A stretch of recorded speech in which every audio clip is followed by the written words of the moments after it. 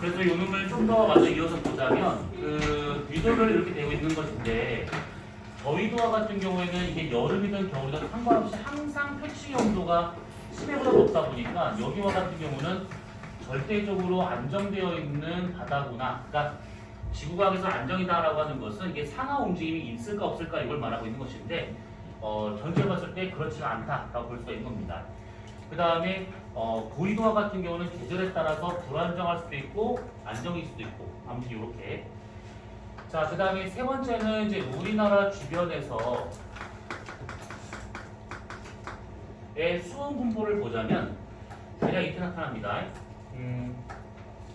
이렇게 우리나라가 있다라고 생각한다 치면 대체로 이제 서해와 같은 경우는 수온선이 우리나라 해안선과 거의 나란하게, 동해와 같은 경우는 위도와 나란하게 이렇게 나타나고 있어요. 여름이든 겨울이든 상관없이 항상 이런 식의 패턴이 나타나고 있는 것들인데 이렇게 나타나는 가장 근본적인 이유는 뭐냐면 수심 때문에 있어요. 수심. 수심을 우리가 서해랑 그 다음에 동해랑 서로 한번 비교를 해보자면 확실히 서해의 수심이 얕죠. 대략은 평균 한 44m 나오고 있고 동해와 같은 경우는 1500m 정도 나옵니다. 독도에서 일본 쪽으로 좀 더 들어가게 되면 한 3200m 되는 그런 구간도 있는데 평균적으로 봤을 때 1500m다 보시면 돼요. 그러면 수심이 이렇게 다르다라고 하는 것은 거기 담겨있는 물량이 여기는 적다라는 얘기고 여기는 상당히 많다라고 볼 수가 있는 것이지.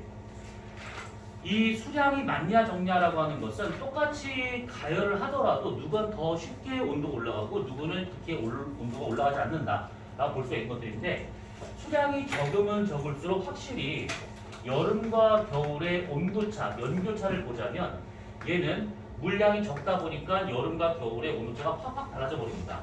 그래서 연교차가 크게 나타나는 중이고 여기 같은 경우에는 여름이든 겨울이든 간에 별 차이가 없어요. 그래서 연교차가 작게 나타나더라 이렇게 볼 수가 있는데 결국은 이렇게 담겨있는 물량이 다르다 보니까 저렇게 온도가 다르더라 이렇게 볼 수 있는 것이고 그럼 여기서 등수온선이 왜 해안선과 나란하냐 얘는 왜 위도가 나란하냐 라고 친다고 하면 결국 누구의 영향을 더 많이 받느냐의 차이가 있는 겁니다.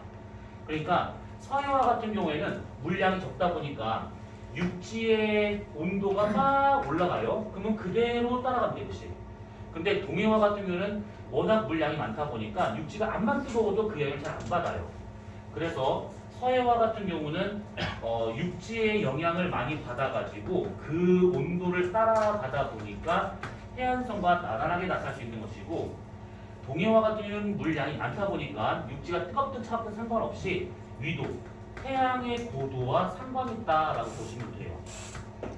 물론 서해도 태양의 고도와 상관이 있긴 하지만 그보다는 육지의 영향을 더 많이 받는다 이렇게 생각하시면 되고 동해도 마찬가지로 육지의 영향을 받지만 그보다는 태양 고도의 영향을 더 많이 받는다 이렇게 보시면 되는 겁니다.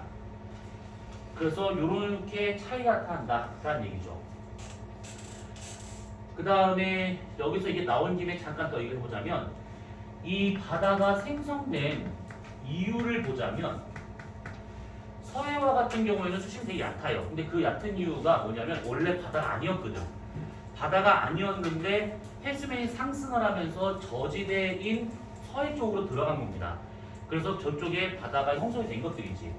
그러면 해수면 상승 때문에 바다가 생성되었다? 과거 10,000년 전에 그게 마지막 빙하기였는데 그때는 해수면이 상당히 낮았습니다. 지금보다 100m 좀 넘게 내려가 있는 상태였다 보니까 해수면이 상당히 많이 낮았던 편이지. 근데 서해 평균 수심이 44m야. 그러면 해수면이 100m 이상 아래로 떨어져 있다 그러면 서해와 같은 육지로 드러나 있던 상태였다라고 봐야겠지. 그래서 저것이 10,000년 전에 빙하가 끝나면서 해수면이 점점 상승을 하면서 여기 서해 쪽으로 이렇게 바닷물이 들어가면서 생긴 거구나 라고 보시면 돼요.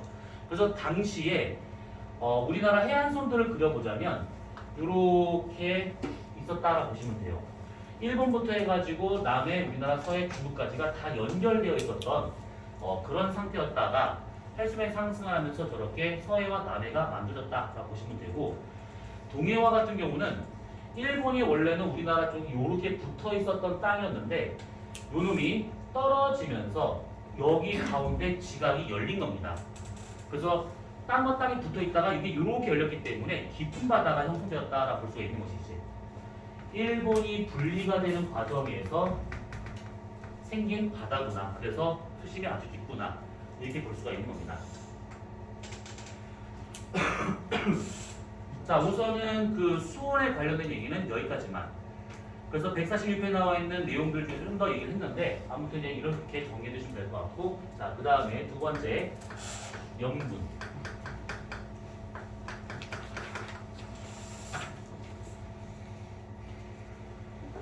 자, 우선은 염분이라고 하는 것은 바닷물속에 녹아있는 염류의 양을 합수로 표현한 것을 염분이라 쓰는 것들이지. 그러면 여기서 우리가 염류에 대한 것을 살짝 정리해 보자면, 바닷물 속에 녹아있는, 용해되어 있는 모든 물질, 그놈을 염류라고 하고 있는 겁니다. 용해가 되지 않은 진흙, 덩어리라든지 이런 것들은 염류가 아니다라고 볼 수가 있는 것들이지. 자, 우선 이 염류 중에 가장 많은 것은 당연히 염화 나트륨, 그 다음이 염화 마그네슘, 그 다음은 몰라도 돼요. 등유량이기 때문에. 그래서 염화 나트륨이 제일 많고 염화 마그네슘이 그 다음 많은데, 대략적으로 염류들의 양을 우리가 100%다라고 가정한다 치면 염화 나트륨이 차지하는 비율은 77.7% 되고 있고, 염화 마그네슘은 10.89% 정도 됩니다. 숫자를 이렇게 정확히 알 필요는 없는 것이고 그냥 80대 1 정도로 알면 돼요. 8대 1 정도로 이렇게. 자, 그러면 이런 염류들이 이렇게 있는 것인데, 그렇다면 원소들 중에서 누가 제일 많은 것인가를 보면 당연히 염화 마그네슘, 염화 나트륨이 있으니까 당연히 염소이온이 가장 많다라고 봐야겠지. 그 다음 많은 것은 압도적으로 나트륨이 제일 많은 거니까 그 다음은 몰라도 돼요. 그래서 이런 식으로 염류로 친다면 염화 나트륨이 제일 많고 그 다음에 염화 마그네슘, 원소로 친다면 염소이온이 제일 많고 그 다음에 나트륨 이온, 이렇게 나가시면 될 겁니다. 자, 그러면 이런 것들이 처음에 바다가 생겼을 당시부터 있었던 것은 아닐 거라고. 처음에 바다가 지가 생긴 것은 이 대기 중에 있었던 수증기가 응결되면서 떨어져서 바다 형성된 거잖아. 그래서 그 당시에 바닷물은 맹물이었을 겁니다. 근데 시간이 지나면 지날수록 점점점 뭔가가 바닷속으로 들어오면서 바닷물에 염류가 공급되다 보니까 점점 짠 바다가 되고 있더라라고 볼 수 있는 것들이죠. 그래서 크게 우리가 이 염류들이 어디서 공급되고 있는가 경로를 따져보자면 세 가지 경로가 있는데, 첫 번째는 지각에서 용해가 돼서 들어오는 경우, 지하수나 강이나 이런 거에 의해서, 아니면 퇴적물이 잘게 쪼개져 가지고 바닷물로 들어온다거나, 그 다음 두 번째 경로는 대기에서 들어오는 경우, 세 번째는 지구 내부에서 화산 분화로 들어오는 경우. 세 가지 경로가 있습니다. 자, 그러면 지각에서 들어오는 경우라 치면 지각에서 흔히 볼 수 있는 원소도 있을 거라고. 다른 말로 지각의 8대 원소 뭐였을까? 철. 네. 산규. 산규알철이지. 산소, 규소, 알루미늄, 철. 그 다음 산규, 알철, 모르겠습니다. 칼라, 칼마 또는 오시알페. 이거 들어봤지? 아니요. 오시알페.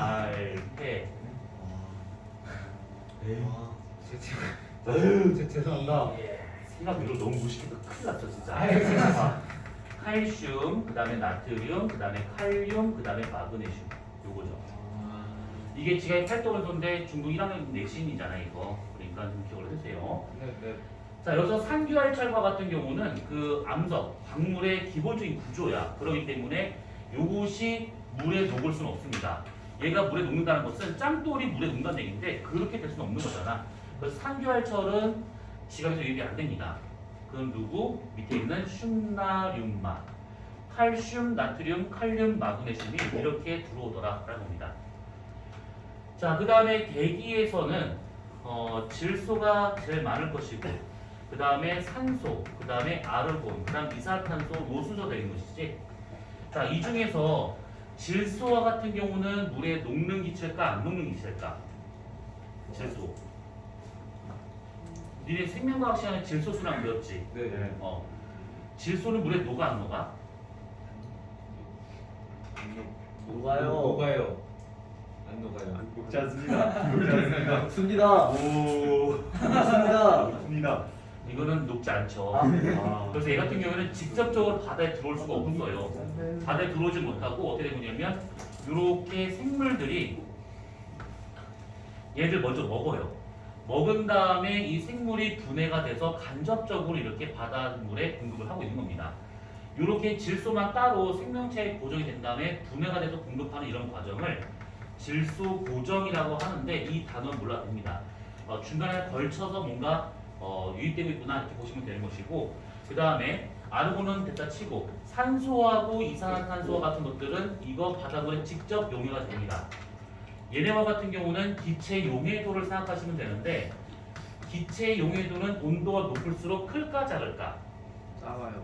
작죠. 온도가 낮을수록 더 잘 녹아 들어갈 수 있는 것들이지. 아무튼 그래서 이것도 우리가 뒤에서 할 거니까 이 산소와 이산탄소 같은 것들은 그냥 바다로 직접 들어가고 있다 이렇게 보시면 되고, 지구 내부에서 화산 분화에 의해 가지고 얘네들이 공급되는 경우가 있습니다. 그 중에서 염소 이온이 많고 그 다음에 황 이온도 많아요. 이런 것들이 이제 바다 들어와서 염류를 구성하고 있구나.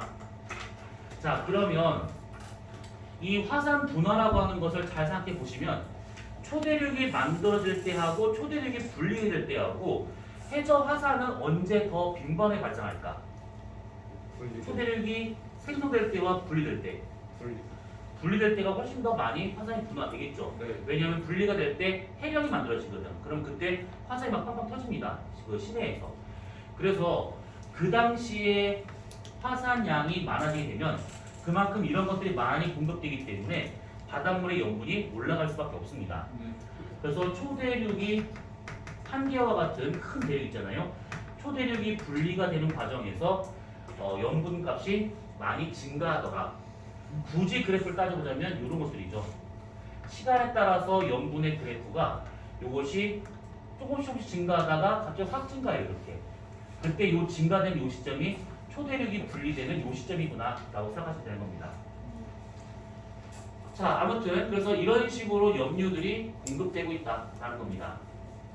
그래서 두 번째, 값으로 표현하는 염분이 있다라는 얘기지. 이 염분과 같은 경우에는 크게 두 가지 방법이 있는데, 하나는 뭐냐면 바닷물 1kg을 떠서 다 증발시켜서 남아있는 염류량에다가 천을 곱해서 구하는 퍼밀, 이렇게 해서 나타나는 경우도 있는데, 문제는 뭐냐, 바닷물을 증발시켜서 염류량을 구해야 되기 때문에 증발하는 과정에서 염류가 같이 날아가는 수가 생깁니다. 그러면 정확한 염분을 구할 수가 없어. 염분과 같은 경우는 0.01%만 달라져도 해류의 방향이 달라져 버립니다. 그래서 정확한 염분을 구할 수가 없기 때문에 어떤 방법을 쓰냐면 전기 전도도를 이용해서 염분을 구해요. 이게 가장 확실한 방법입니다. 증발시키거나 이런 것이 없기 때문에. 그때 쓰는 단위가 실용 염분 단위 PSU를 쓰고 있다는 얘기지. 근데 지금 여기서 보면 약간 좀 이게 중등 교재라서 이렇게 근본 없이 그냥 막 썼는가 모르겠는데 난 이해할 수가 없는데, 거기 뭐냐면 147페이지 맨 위를 보시게 되면 염분 땡땡 그래서 염류의 총량을 그람수 나타낸 것을 염분한다. 이거 맞아요.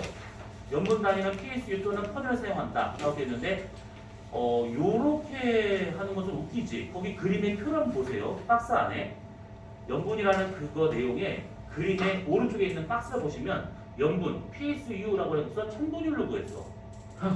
뭔가 좀 이상하지 이거. 그래서 아무리 중등 과정이라도 이렇게 그냥 근본 없이 하면 안 되는 겁니다. 이게 좀 달라요. 이게 전기 전도도 갖다 하는 것은 계산 문제를 만들 수가 없는 것이고, 요거 갖다가 계산 문제를 만든다라고 생각하시면 되는데, 어차피 이거나 크게 구분할 것이 아니기 때문에 그냥 막 쓴 것 같아요. 그냥 이놈이다 이렇게. 근데 다른 거거든요. 자, 이런 염분과 같은 경우에 보시게 되면 거기 그림 나와 있지만 전 세계 바다의 평균 염분은 35펌일 좀 되고 있습니다. 35펌일. 바닷물 1kg을 쳐서 증발시키면 35g의 염류가 나오더라. 뭐 이렇게 생각하시면 되는 겁니다.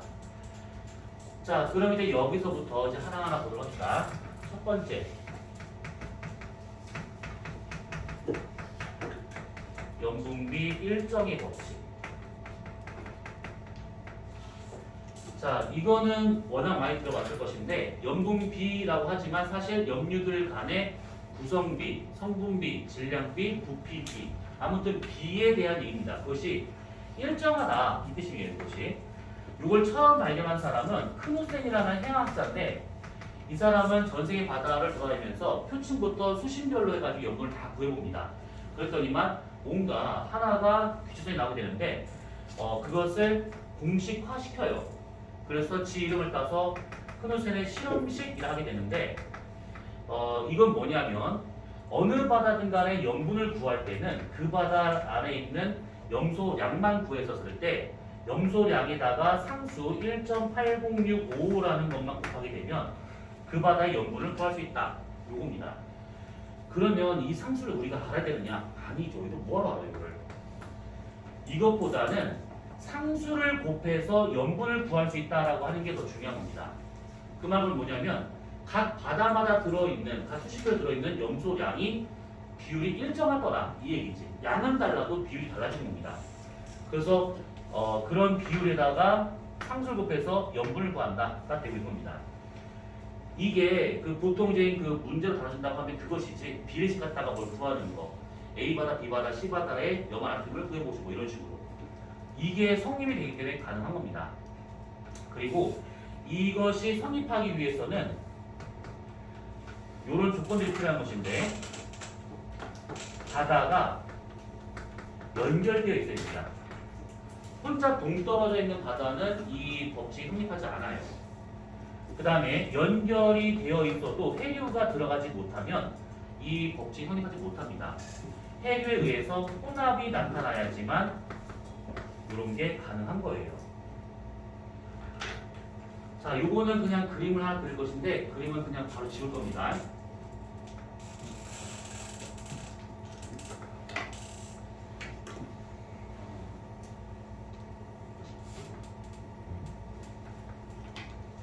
어디일까? 이빨? 유럽? 유럽이라고? 오. 이런인 것 같아요. 마리오 유럽. 왼쪽이 스페인, 마리오. 왼쪽 스페인이고 가운데 이탈리아. 오, 씨, 대박 사건. 맞아. 아 저걸 여기는 여기는- 지중해. 이승이야. 스페인이 있고 그 여기가 이탈리아가 있고 그리스. 그리스가 있고 뭐야. 여기가 이집트가 있고 여기가 모로코하고 이런데 피카소시네. 여기가 이스라엘이 여기 있죠. 자, 대서양에서 바닷물이 들어가요. 지중해로 막 들어오는데 지중해 연안이 되게 건조한 환경이잖아. 그러다 보니까 바닷물이 들어오게 되면 들어온 바닷물보다 염분이 높아집니다. 더 건조하기 때문에. 근데 문제는 그게 아니라 지중해 바닷물 다시 나가는데 그 지중해 바닷물 일부가 여기서 이렇게 들어와서 이렇게 떨어져서 여기에 이렇게 호수 같은 걸 만들었어요. 이거 많이 들어봤을 거야. 이거 죽어있는 바다, 사해. 사해와 같은 경우에는 지중해에서 바닷물이 이렇게 들어오는데 문제는 이 사해에서 나가는 구멍이 없습니다. 그 말은 뭐냐면 바닷물은 계속 들어오는데 바닷물 수위가 고정적으로 가만히 있대. 그 말은 뭐냐면 들어오는 바닷물만큼 증발되고 있다는 얘기지. 그러면 얘와 같은 염분이 계속 올라가. 지금 현재와 같은 경우 이것이 200%를 되는 중이죠. 그래서 이게 죽은 바다다라고 할 수 있는 것들인데 여기와 같은 경우 이렇게 얘랑 연결되어 있다 하더라도 해류가 들어서 전부 다시 나가는 것이 아니기 때문에 사해와 같은 경우는 염분 밀제 법칙이 성립하지 않는다가 되고 있는 겁니다. 대신에 지중해와 같은 경우는 대서양 물이 들락날락거리면서 혼합이 되다 보니까 여기는 염분 밀제 법칙이 성립할 수가 있어요. 그래서 연결되어 있다 하더라도 이렇게 동떨어져서 해류가 들락날락거리지 못하면 이 법칙이 성립하지 않는다. 이렇게 좀 차이만 봐두시면 되는 겁니다. 자, 그러면 염분 중에서 우리가 염분 밀도식은 이렇다라고 보면 될 것 같고요. 자, 그 다음에 두 번째 위도별로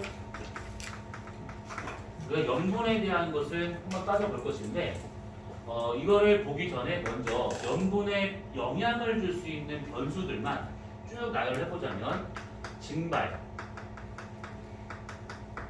강수, 그 다음에 강물과 같은 담수,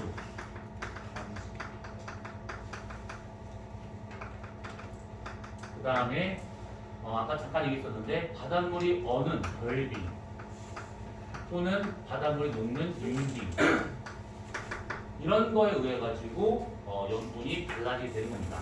특히 강수량, 그러니까 증발량이 많고 강수량이 적고 담수 유입량 적고 결빙량 많고 융빙량이 적을수록 전체적인 염분이 올라간다.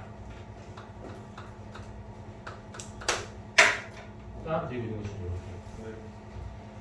자, 여기에서 그 증발량과 강수량과 같은 이런 것들은 위도와 상관이 있는 것들인데 특히 위도 중에서 대기 대순환과 상관이 있습니다. 이거 기억나시지? 대기 대순환. 하강기류, 상승기류 해가지고 뭐 중위도, 고압대리 뭐 이런 것들. 그거로 상관된 것이고 담수 유입량이라 한다 치면 육지에서 오고 있는 강물과 같은 걸 말하고 있는 것인데 그 강물에 직접적인 영향을 받는 지역과 직접적으로 영향을 받지 않는 지역, 다시 말하면 큰 바다의 중앙부하고 그 다음에 큰 바다의 주변부하고 비교를 하자면 담수 유입, 그러니까 강물의 영향을 받는 곳은 주변에서 훨씬 많이 받겠지. 그래서 같은 지역, 같은 위도를 하더라도 주변 쪽의 염분이 더 낮습니다. 대양의 중앙부보다는. 그리고 결빙이 된다 그러면 물만 얼어버리기 때문에 염분이 증가하는 효과고 융빙된다 그러면 아무래도 물이 녹아서 들어가는 거기 때문에 염분이 떨어진다라고 볼 수 있는 것들이죠. 자, 그럼 여기서 우리가 요 놈을 잠깐 그래프를 그려볼 것인데 거기 마침 타이트하게다 보니까 이런 쓸데없는 그래프가 좀 나오긴 해요.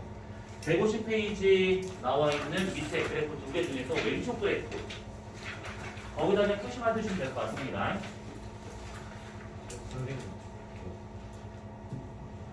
자, 가로축을 위로. 조세. 여기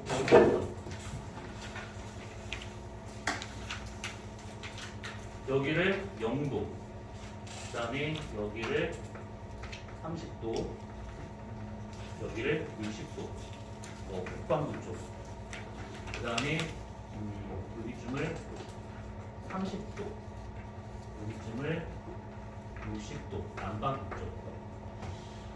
자, 그러면 여기서 우리가 먼저 강수량을 한번 표시해 볼 것인데 강수량 노란색입니다. 강수량과 같은 경우는 우선 적도하고 유속도가 제일 많아요.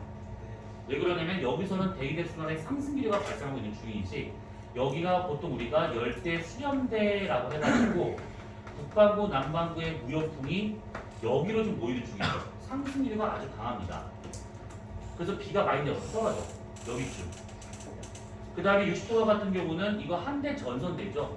극지방에서의 찬 공기랑 중위도에서 올라오는 더운 공기가 서로 만나서 여기에서 정체전선이 만들어집니다. 그래서 상승기가 강하다 보니까 비가 잘 떨어지는데 얘보다는 적게 떨어져요. 한 요 정도. 요 정도. 30도와 같은 경우에는 강수량이 아주 적죠. 왜냐하면 여기는 중위도 고압대야. 고기압이 30도를 따라서 길게 이어지기 때문에 비가 애초에 잘 안 옵니다. 그래서 얘는 여기. 그래서 이것을 우리가 쭉 연결해서 그려본다 치면 대략 이렇게 나타나더라 라는 겁니다. 이렇게. 강수량. 증발량과 같은 경우는 이건 생각해 보셔야 됩니다. 증발이라고 하는 것은 당연히 기온이 높을수록 증발이 잘 될 거야. 근데 증발의 요건 중에 기온만 있는 게 아니죠. 습도. 습도가 낮아야지만 증발이 잘 됩니다. 그리고 그 바닷물 표면 위에서 불고 있는 바람 세기, 풍속이 강할수록 증발이 잘 돼야겠지. 그래서 이 세 가지 조건을 본다 치면 다른 데는 증발량이 많지 않은데 이 중위도 지역만 증발량이 많아요. 왜 그러냐면 다른 데에 비해서 온도가 낮지만 습도가 낮고 풍속이 강하다 보니까 여기서 증발량이 강합니다. 그래서 여기가 증발량이 많아요. 오히려 적도 지역의 증발량이 적은 편입니다. 중위도가 많습니다. 그걸 대략 그림을 그려보자면 이렇게 나타나더라. 자, 그래서 이렇게 보면 지금 여기 영도 근처와 같은 경우는 노란색이 파란색보다 위입니다. 강수량이 더 많다는 얘기지. 영분이 낮아요. 근데 중위도 지역은 강수량보다 증발량이 더 많습니다. 영분이 높아요. 여기도 마찬가지 싱거운 바다야. 그래서 위도대별로 본다고 치면 극지방이 영분이 조금 높고 그 다음에 영분이 낮고 영분이 완전 높고 영분이 낮고 이런 식으로 교대로 나타나더라 합니다. 그래서 영분이 제일 높은 곳은 어디냐? 그러면 여기가 제일 높더라 가 되는 됩니다. 그러면 전 세계적으로 영분이 가장 높은 곳은 어디냐? 라고 친다고 그러면 위도상은 30도에 있는 데가 될 것이고 그 중에서도 대양의 중앙부가 가장 영분이 높더라가 되고 있겠죠. 30도의 바다 가운데가 가장 영분이 높습니다.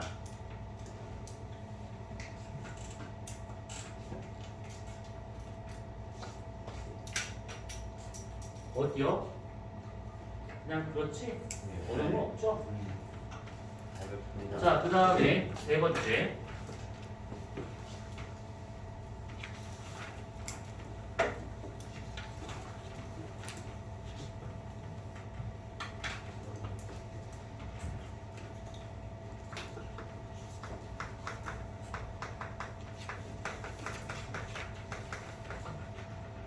자, 우리나라 주변의 염분 분포를 보잖아요. 그러면 이거 내신에서 썼던 것만 잠깐 얘기해 보자면 서해랑 동해랑 염분을 비교한다. 그러면 동해가 더 염분이 높죠. 강물 유입량 때문에가 맞고 아니 맞죠.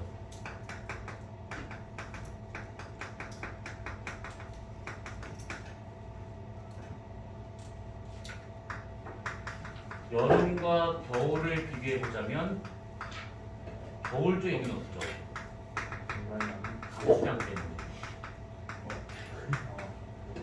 근데 사실 서해 동해의 염분이 낮은 저 이유가 강물 유입량이라고도 볼 수 있긴 하겠지만 여름철에 강수량과 겨울철에 강수량이 완전 다르잖아요. 그래서 여름철에 비가 많이 오다 보니까 강물 유입량이 훨씬 더 많아져서 서해 쪽 염분이 더 떨어지는 것도 맞습니다. 어찌됐든 간에. 그래서 이 같은 경우에는 우선 요거는 당연히 알고 있을 것인데 우선 요걸 잠깐 보면 자, 우리나라가 이렇게 있습니다. 그러면 여기서 다른 거는 됐고 여름철에 우리나라 주변에 염분선 하나만 그려볼 것인데 간단합니다. 이쪽 중국 쪽을 보게 되면 이렇게 가고 있는 황하강이 있지. 이렇게 흘러가고 있는 양쯔강이 있습니다. 비가 여름에 어마무시하게 많이 와. 우리나라도 많이 오긴 하지만 중국에 비할 바는 아닙니다. 중국은 한번 장마가 잘못 들어오면 미친 듯이 비가 와요. 그러니까 재작년이 그런 경우였는데 우리나라 장마 그러면 길어야 2주야. 한 뭐 열흘, 짧은 열흘 뭐 2주 끝납니다. 그 다음에 태풍이 오네 만에 이러고 있는 거잖아. 근데 중국 남부지방과 같은 경우는 장마가 한번 들어오잖아요. 그러면 기본이 우선 한 달이고 야 이번 장마 때문에 내가 죽겠구나라는 그런 위협을 느낄 수 있던 거냐면 한 3달이 넘습니다. 장마가 3달을 넘게 걸려. 이게 재작년에 한번 그런 일이 벌어졌는데 그 당시에 재작년에 중국에서 장마가 5월 중순부터 시작을 해가지고 8월 말까지 시작을 했습니다. 말하는 걸 끝났으니까 몇 개월이야? 3달쯤 되고 있는 것이지. 아무튼 더럽게 비가 많이 왔습니다. 그래서 거기 양치가 막 난리 나서 막 여기 막 범람하고 막 여기 일대가 막 철토가 됩니다. 근데 이렇게 말하면 좀 그런데 여기서 만약에 질문인데 만약에 장마가 길다가 만약에 쭉 길잖아요. 그럼 태풍이 안 와요? 태풍이 올 수는 있어요. 그럼 뭐 그건 이따가 이해를 하고 저 나라한테 미안하지만 워낙 민폐 국가다 보니까 그냥 가만히 이해가 될것 같아요. 저기서 조금 저희 같은 경우에는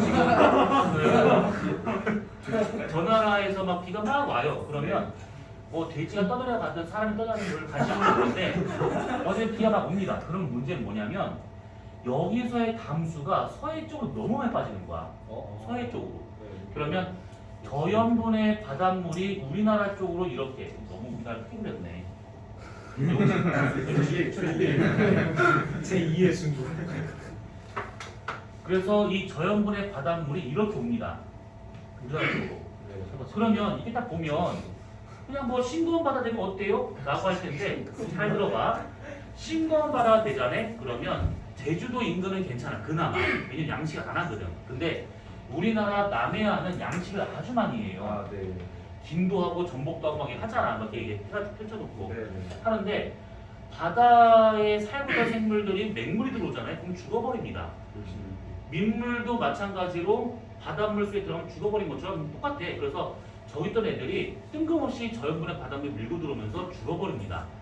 그러면 죽으면 좀 어때요? 우리 김 좀 비싸게 사 먹지? 잘 안 먹고 말지. 근데 문제는 그게 아니라 저게 죽잖아? 그럼 보통 어부들이 저것을 싹 다 건져서 뭔가 폐기 처분하기가 너무 많아. 그래서 일부 좀 비양식된 사람이 냅둬. 그거를 에이 몰라 씨 안 해. 올해 망쳤어. 손주 막 까고 있어. 이렇게 되잖아? 그러면 그 사람이 갖고 있던 그 양식장에 있는 애들이 죽어. 분해가 돼. 분해가 되기 시작하면 미생물 활동이 많아진다는 얘기잖아. 그러면 바닷물 속에 있는 산소를 확 소비를 시켜버립니다. 그러면 뜬금없이 헤엄치고 있던 물고기들이 하고 죽어. 그러면 걔도 죽었네? 그러면 미생물이 저기 또 있네? 또 가. 막 분해를 해. 산소를 또 그만큼 소비를 해. 바닷물 속의 산소량이 급격히 줄어들기 시작해. 그러면 그 해양 생물들이 집단 폐사를 하기 시작합니다. 그러면 폐사한 거를 분해하는 미생물 때문에 더 심할 수 있긴 하겠지만 얘네들 폐사가 되면서 얘네들이 그 분해가 된 물질들이 막 퍼질 거잖아.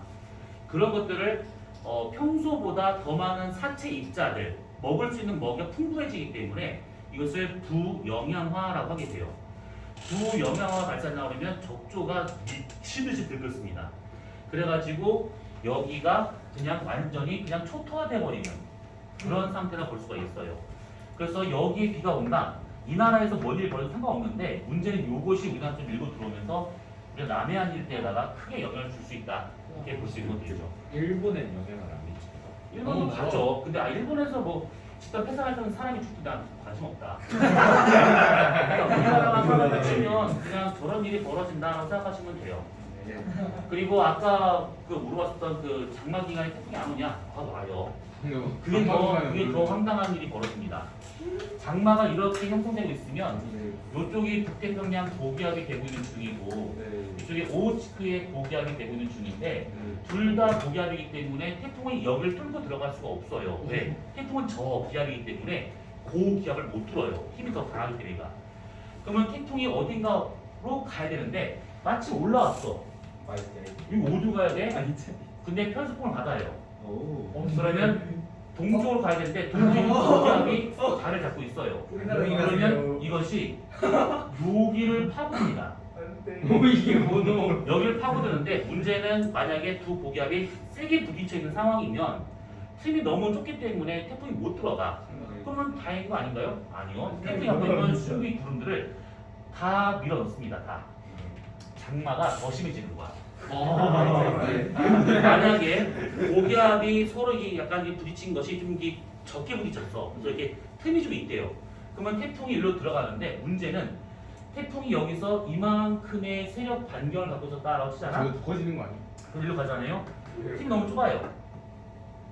오, 이 상태로 들어 이 상태로. 좁으면 괜찮은 거 아닌가요? 아니지. 등압선 간격이 더 좁아지는 겁니다. 등압선 간격이 좁아지면 바람이 훨씬 세지는 거죠. 그래서 여기로 얘가 천천히 빨리 갈 수도 없어. 이게 너무 좁으니까. 천천히 가면서 여기 좀 구름들 많잖아. 구름들을 계속 먹으면서 등압선을 좁은 상태로 막 가다 보니까 여기를 아주 야무지게 그래서 초토화시킵니다. 저런 식으로 태풍이 만약 장마기간 온다, 소형 태풍이 온다 하더라도 저런 영향 때문에 좀 되게 강한 태풍으로 발달할 수가 있습니다. 그럼 저게 보면 되게 특이한 경우 아닌가요? 가 아니라 저건 되게 흔한 경우입니다. 저런 것들은. 왜? 근데 저런 걸 본 적이 없는데. 그렇지, 그냥 너 비 오는구나. 태풍 바람 많이 불겠구나 이거지. 근데 저게 장마 기간 오는 태풍들은 좀 약간 소형 태풍이라서 장마에 포커스가 많이 맞춰지지 태풍이 많이 안 맞춰져요. 자, 아무튼 그렇습니다. 어머 미쳤나봐. 이해가 끝났지. 그래서 거기 다시 147페이지 한번 보세요. 보시면 우리나라 주변에서의 연분은 저렇다라고 보면 될 것 같고 거기 지금 보면 연분에 대한 뭐 이게 쭉 나온 것이 있잖아요. 그래서 그냥 봐주시면 될 것 같습니다. 이 연분은 덜렁 이렇게만 보지 말고 이렇게 그래프 갖다가도 이해를 좀 해보실 필요가 있고 우리나라 지구에서 어떤 일이 벌어지는가 이것도 한번 생각을 해보면 될 것 같습니다. 네. 시간이 다 된 관계로 지금 다음 거는 다음 주에 보도록 하고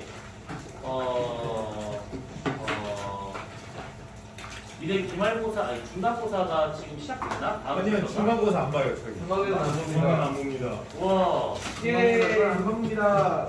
그러면 중간고사 있어. 그럼 기말은 언제야? 11월입니다. 수요.